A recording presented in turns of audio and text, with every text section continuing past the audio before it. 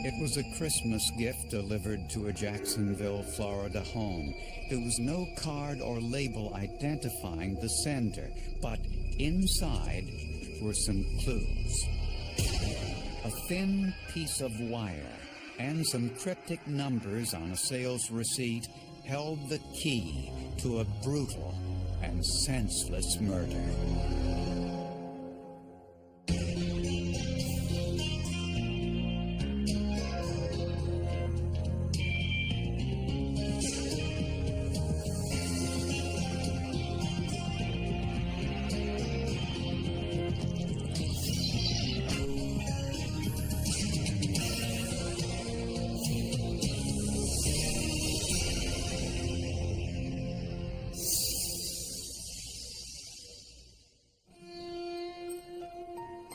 January 6th, 2001, was packing day for Lillian Jarvis and her 2 children. She was moving her family to a new apartment in the same town, just a few miles away. So Lillian was a very wonderful girl. We didn't have any secrets. We talked about everything, and I don't even want to tell you what everything means either. Lillian spent most of her professional life working with special needs children. She was a very sweet girl. She would do anything for anyone.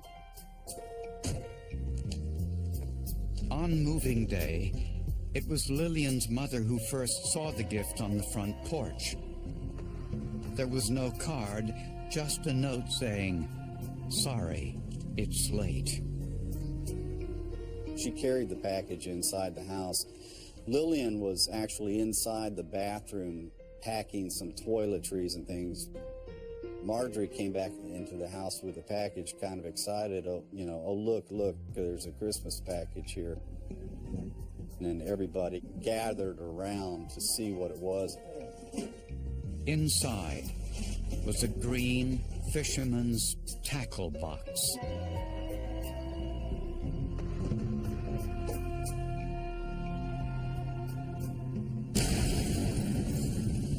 911. There's fire in our house. There's fire and my mom's burning to death. The explosion was immense. It blew a hole straight through the roof. Shards of galvanized steel proved it was a pipe bomb. The fire component was extremely uncommon. The impact of the bomb threw my daughter across the room. I knew my daughter was dead. I knew she was dead when she landed. There's no way she could have got out of there. 44-year-old Lillian Jarvis was killed. Lillian's mother suffered burns on her face and torso, but fortunately, she survived. Lillian's boyfriend, Dan Showalter, also had burns on his face and upper body. He lost the sight in one eye and sustained permanent hearing loss. Lillian's daughter was unharmed. It was very difficult to tell who the package was intended for. The package did not have a label on it that we were aware of, denoting who this present or package was intended for. A little child could have come by and picked it up and opened it, thinking it was a Christmas gift and not even thinking that it wasn't on their house or anything. I mean, children will do those things. Firefighters could smell the remnants of gasoline, making this an extremely unusual bomb. I think most bomb builders are revenge motivated, to get even with the victim or to kill the victim for some reason, some motive, other than just a random killing. Most of the individuals that do bombings are criminals. Basically think they're smarter than everybody else, but there's always one mistake they make that's gonna get them caught. Since the package didn't have a shipping label, it was most likely delivered by hand. But was Lillian the intended target?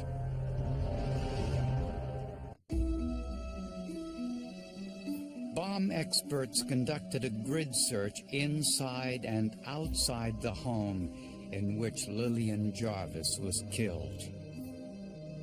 And little by little, searchers found quite a few pieces of the bomb.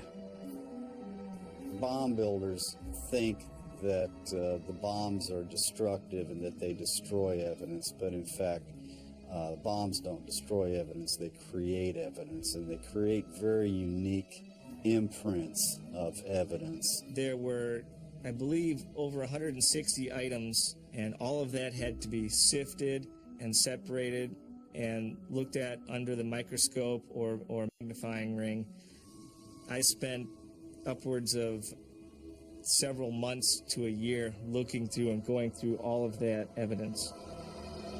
By testing the debris with gas chromatography, scientists confirmed that gasoline was used in the bomb. So not only was she blown up, then she was also burned up. And this again shows that there was a personal hatred of this target. Experts believe that the gasoline was in a balloon inside the tackle box. The bomb was identified as a type of pipe bomb wrapped with ball bearings to make it more deadly. Investigators also found bits and pieces of the tackle box, enough to identify the make and model. Fortunately, there were stickers and labels on some of the pieces that I was able to reconstruct and able to identify this tackle box as a Plano tackle box. Thousands of these tackle boxes had been sold in the area, making it virtually impossible to trace. They're sold in Jacksonville as well as other parts of the country, so we ran into a problem in trying to identify who may have bought that tackle box as well. It's a pretty generic item. But investigators did find an extremely important piece of evidence in the rubble. A tiny piece of metal wire, no wider than a thread. A single wire that was a little heavier gauge than some of the other wires, the house wires that I had been seeing in the evidence, and I recognized it as a model rocket igniter just from my past experience and seeing these in other devices. The first suspect in the bombing was Lillian's ex-husband, William Jarvis, because he had been clearly unhappy about the divorce. He was a 39-year-old air traffic controller with no criminal record. He would be calling her all hours of the day and night, harassing her to come home, and I love you, I'm sorry, and yada, yada, yada. And it just kept getting worse and worse. But his daughter, Katie, was in the home at the time of the blast. No one believed William Jarvis would ever put her in harm's way.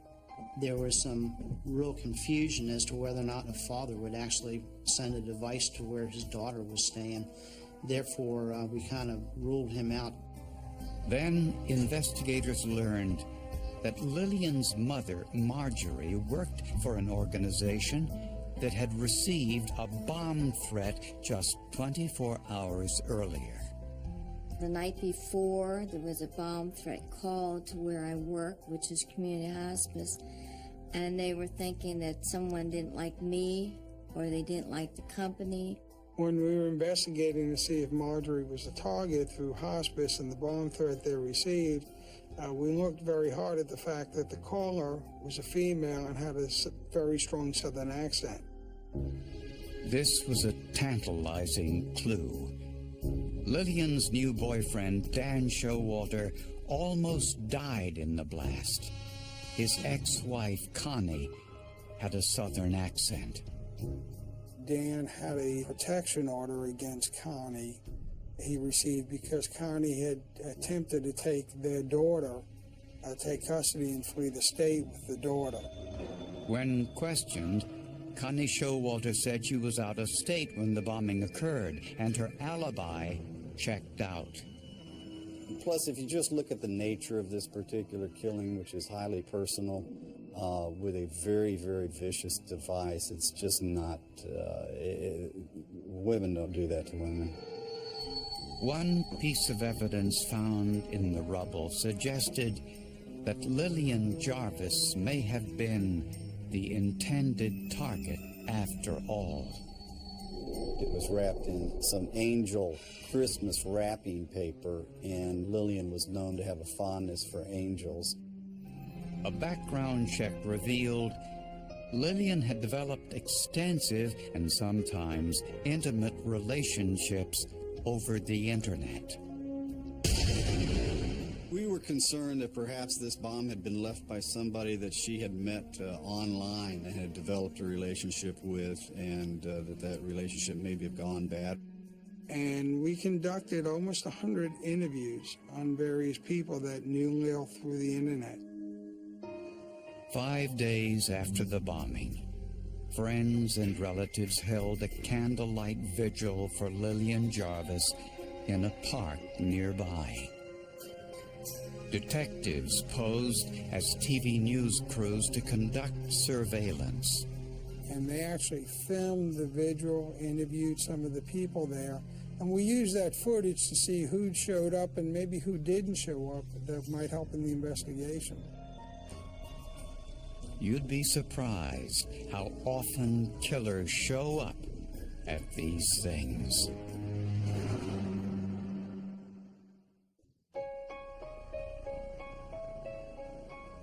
Bombing victim Lillian Jarvis developed many friendships online following her divorce. Investigators spoke to everyone on Lillian's buddy list and email address book, but all were virtual dead ends. Then they learned something suspicious. Just 2 days after the bombing, Lillian's ex-husband, William Jarvis, was due in court. He owed Lillian a considerable sum of money as part of their divorce settlement, and he had been refusing to pay. He was to be in court with a check for close to $44,000, cashier's check, to present to the judge for this money that he owed her. That was the date. The judge had told him, he said he was not letting him go one more day. The money was for back child support and Lillian's 50% share of the house they owned together. Was the timing of the explosion just a coincidence? Investigators didn't think so. So they asked the judge for a search warrant to look inside William Jarvis's home. At his desk was a hint that some items from the house had recently been removed. The tower computer was gone. In fact, there was still an imprint and there was carpet of a tower computer, yet there was none. And where did it go? Investigators then searched the home of Jarvis's new girlfriend. We found 2 CD-ROMs, which are in her underwear drawer in her bedroom. We were positive these were the CDs belonging to William Jarvis because there were various emails, personal pictures, documents relating to his divorce and his children. And some of those documents were incriminating. Some documents and brochures on how to build a bomb. He had demonstrated that he had an interest in the Oklahoma City bombing. He had approximately 50 pages of that. One of the interesting items that we found in that bomb was a soundbite. And the soundbite stated, "I'll blow this place up and be home in time for cornflakes," which actually came out of the movie Total Recall. In William Jarvis's home, investigators found 2 Walmart sales receipts for items purchased just 3 weeks before the bombing. The receipts had fallen by a nightstand next to a bed and evidently had been missed. On the receipts were what's known as SKU, or SKU numbers. It stands for Stock Keeping Unit, a way for stores to keep track of inventory. We went to Walmart with that SKU number. Walmart was able to tell us that that SKU number is unique to a certain item, that no other item they sell would have that same SKU number. The SKU numbers revealed Jarvis bought a package of Estes brand model rocket igniters. ATF forensic chemist Rob Reed used X-ray fluorescent spectroscopy to compare the Estes wires from their rocket igniter to the wire recovered from the bomb site. X-ray beams identified the chemical elements of the wires. The Estes model rocket igniters have a particular alloy that's used for the bridge wire and the leg wires. It's also very unique. This is proprietary information that Estes doesn't share with anyone. They shared it with us for our own reasons in trying to help solve crimes. The wire in the bomb debris had the same metal alloys as the Estes brand igniters. The companies that make these products have no control over how we use them as consumers. They have an intended purpose, but sometimes people in their sick minds will twist them and use them for something that's going to hurt someone. We had been working long and hard on this, and you almost start to take a personal interest in the case. And to get the first, we had other suspects, but to get the first piece of evidence that directly linked our best suspect to the device, it's like winning the lottery. Investigators swept William Jarvis's kitchen floor for any microscopic particles that might be present.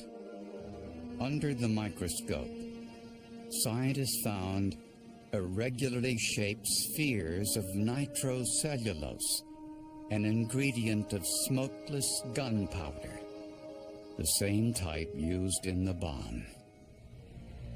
Also on the sales receipt was proof that Jarvis purchased Christmas wrapping paper. The SKU number proved it was the same wrapping paper used with the bomb. It was a very rare form of wrapping paper which had been distributed through some stores in the southeast, of which one of these stores was this Walmart store where these particular items were purchased. The receipt also showed Jarvis bought condoms. Investigators suspected Jarvis used the condoms to hold the gasoline in the bomb.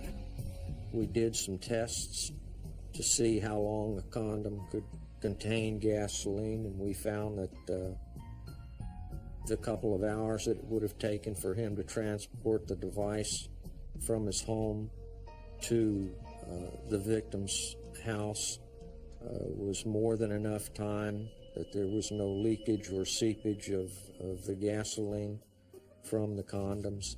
We were sure at that point that we had our man and that we were going to be able to prove it in court as well. But Jarvis denied any involvement in the bombing and said he had an alibi.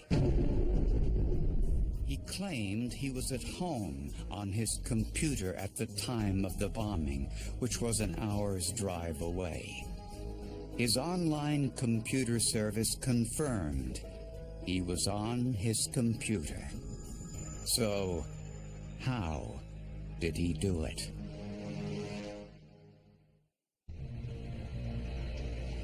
Prosecutors believe William Jarvis had two motives for killing his ex-wife Lillian. The first was money. Bill Jarvis ended up owing Lillian alimony and child support payments in the neighborhood of around $1,800 a month. He was also, as part of the settlement, property settlement, had a balloon payment due to her of almost $30,000 that was due to be paid to her in October, and he did not pay it. The other thing was William Jarvis viewed his wife as less of a person than him, and he was quite upset that she would run around and do things that he did not approve of, and therefore she had to be punished. In other words, Jarvis didn't approve of Lillian dating other men after they were divorced. 3 months before the murder, store receipts show that William Jarvis purchased the same brand of rocket igniter and wrapping paper used in the bombing. He also bought condoms, which investigators believe held the gasoline in the bomb.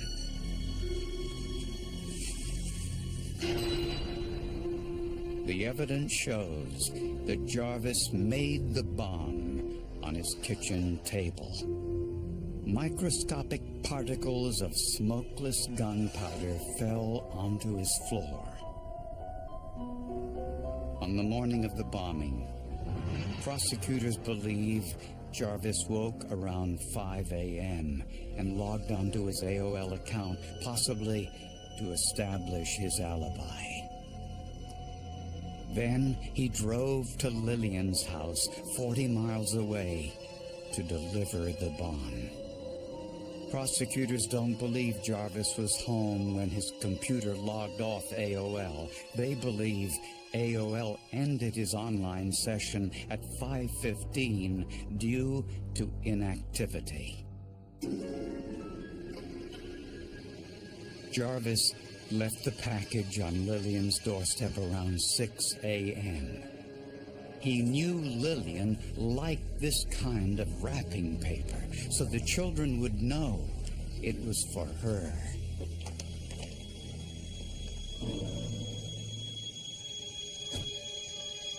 Lillian's mother first saw the package around 6:30. She didn't think it was for her because she didn't celebrate Christmas.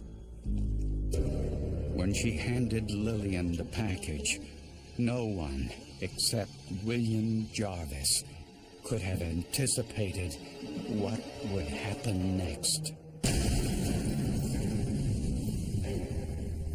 My mom's burning, Dad! I believe William Jarvis waited around in the neighborhood till he heard the explosion. Then, instead of going home, he went to work 45 minutes before his shift started. We don't think he wanted to go back to his house, fearing that people might be there waiting for him. Therefore, he had to be at work, and he just went to his normal routine of going to work, except he was early that day, which is unusual. William Jarvis's hatred for Lillian could easily have resulted in the death of his daughter, Katie, had she been the one who opened the package.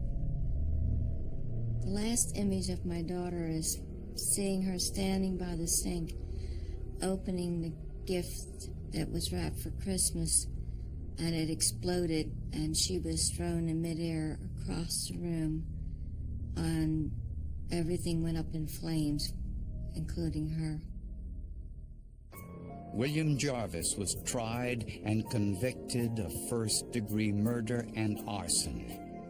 He was sentenced to 3 consecutive life terms in prison with no possibility of parole. The forensic evidence proves that Jarvis planned the bombing for months, but was convinced the explosion would destroy all the evidence. I'd say the most critical piece of evidence in this entire case was one tiny piece of wire that our lab technician found. And this tied him to the bomb. Without that one piece of wire, this case probably wouldn't have been solved. That was the smoking gun in this entire case, that one piece of wire.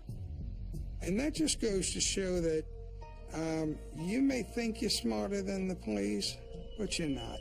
Eventually we'll get you.